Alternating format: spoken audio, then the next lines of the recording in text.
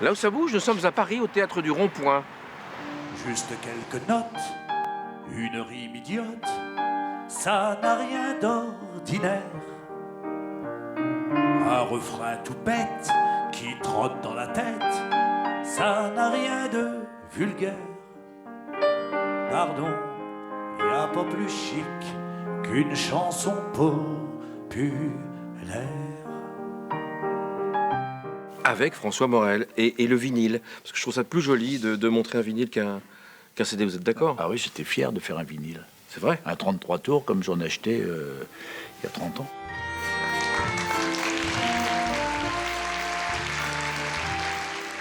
Quand je joue un spectacle, dans le fond, je joue 18 petites pièces de théâtre les unes derrière les autres, que je chante quand même. J'essaie de vraiment chanter, d'autant que j'ai des bons musiciens avec moi, et notamment Antoine Salaire. Tous ces souvenirs tenaces qui prennent de la place.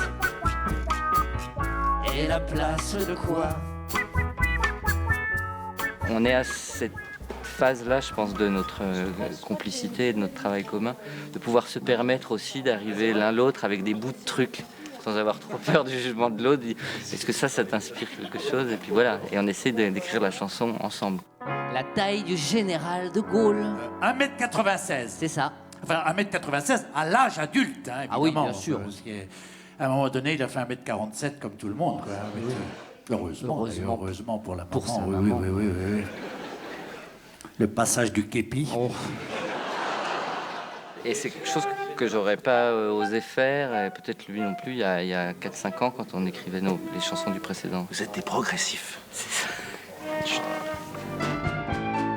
Au début des cris et puis le silence, quand ça disparaît comme par magie. On ne sait jamais pourquoi ça commence, on ne sait pas plus pourquoi ça finit. Au début du film, on est dans la brume, on met le nez dehors, on attrape un rhume, on sait rien du tout, même pas son nom. Ça finit un peu en queue de poisson. La vie, la vie, la vie, la vie, la vie, la vie, la vie, la vie, la vie, la vie. J'ai l'impression que sur cet album-là, votre voix s'est affirmée et que vous êtes passé de quelqu'un qui aime la chanson à quelqu'un qui est complètement chanteur. Et vous le dites un peu là. Est-ce que vous avez conscience de ça? Que ça y est, cette fois-ci, cet album-là, c'est François Morel. Oui, je suis chanteur. Je ne suis pas comédien-chanteur, je suis chanteur. Je le dis pas comme ça, mais dans le fond, c'est ce que je ressens quand même un petit peu. C'est-à-dire, je crois que je prends ça plus au sérieux, peut-être, ou moi j'ai besoin de temps. Alors, j'ai mis un temps fou à dire que j'étais comédien. C'est normand, ça? Peut-être, oui. Il y a un truc, on y va doucement. Et on veut, ouais, je sais pas. Mais maintenant, oui, je pense. Enfin.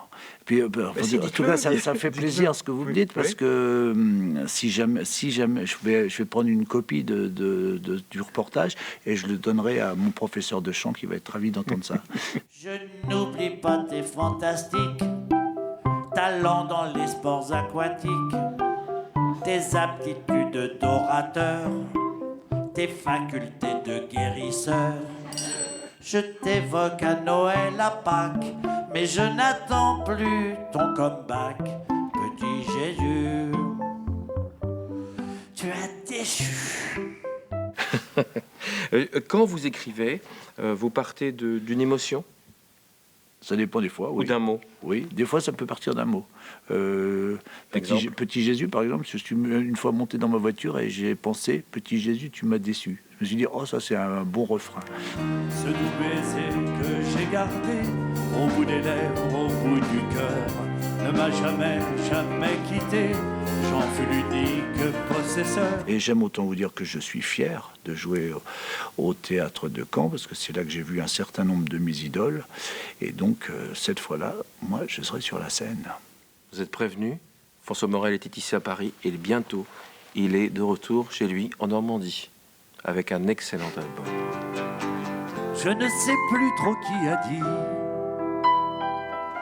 elle est pas belle, la vie. Un refrain tout bête qui trotte dans la tête, ça n'a rien de vulgaire.